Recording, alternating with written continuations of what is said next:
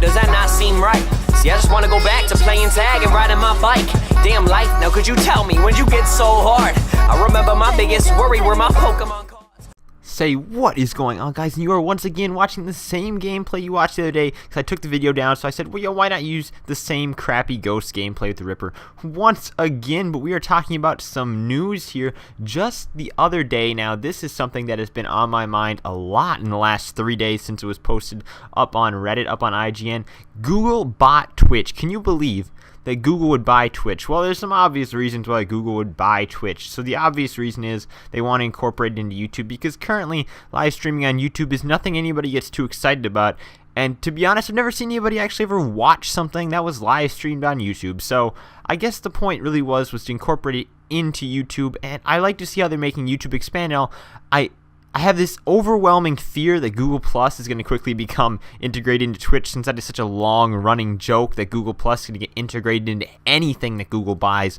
But I think that Google is really trying to tone down Google Plus. I'm doubting we're going to see Google Plus on Twitch, especially when it's Twitch. Like, honestly, there's no way the community of Twitch wants to see Google Plus. Now, all in all, I don't think Google Plus is as bad as a lot of people made it out to be, but there are plenty of people who hate it, and I say, why throw it at them when they hate it? So hopefully Google Plus stays out of Twitch after Google buys Twitch.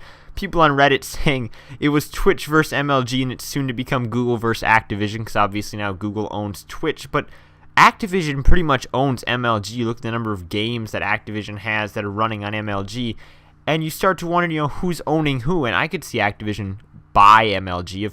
Well, I could see them own it in the fact that they could own it, but I don't feel like they could ever have the amount of money that they need where they would actually be willing to pay, this amount of money to buy it, because I feel like MLG covers so many things. Now, could we see Activision make their own gaming league? They could, but I don't see the point. I feel like they're pretty good with where they are, but to be honest, Activision's not going to buy MLG, but Google does buy Twitch, which is very interesting.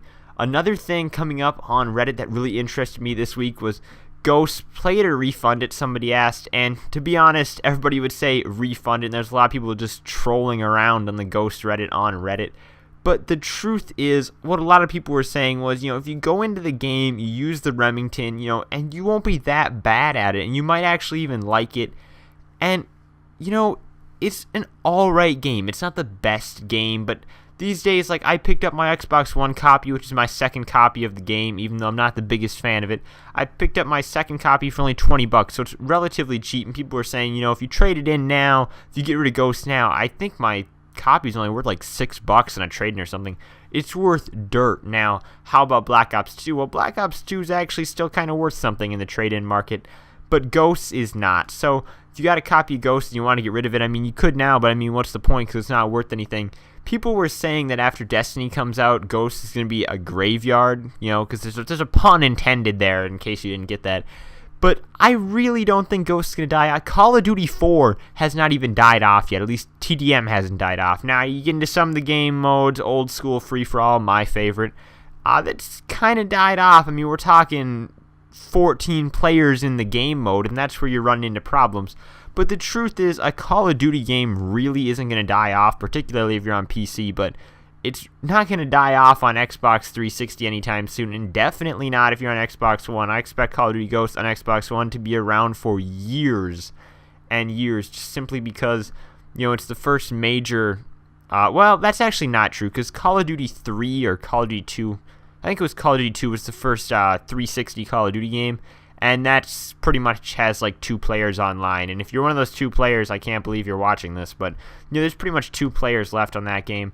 Another thing that really interested me was people were ranting about how DLC was part of achievement completion. Now, I actually have always been really offended by this, because I can't complete DLC challenges on Black Ops 2 because I don't have all the DLC. I can't complete DLC challenges on any game because I hardly ever buy DLC, because my opinion on DLC is if I can't resell it to GameStop, it wasn't worth me buying unless I'm like killer into the game. Now, I bought the one map pack on Black Ops 2, for example, just because I got the one gun. I bought the Ripper just to have the Ripper for $4, which was a robbery, but I don't buy that much DLC in general. I'd rather just buy a whole nother game than buy DLC. So I'm not one to buy DLC, so it is very offending to me that I can't get 100% completion on some games for achievements.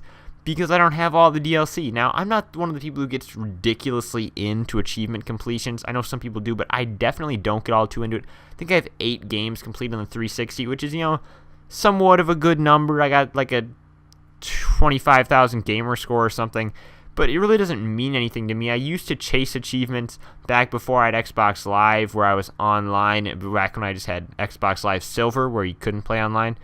But now I don't really see the point of chasing it anymore, and I've just kind of lost interest in. But the fact that I can't get that 100% complete now that I've kind of went back to chasing achievements on the Xbox One, now that they have the new achievement features that makes it be so much easier to chase them, I do feel somewhat offended. I don't think it's very fair that they're trying to force me to buy DLC just to get the completion of the achievements. I'd really like to hear you guys' opinion on that.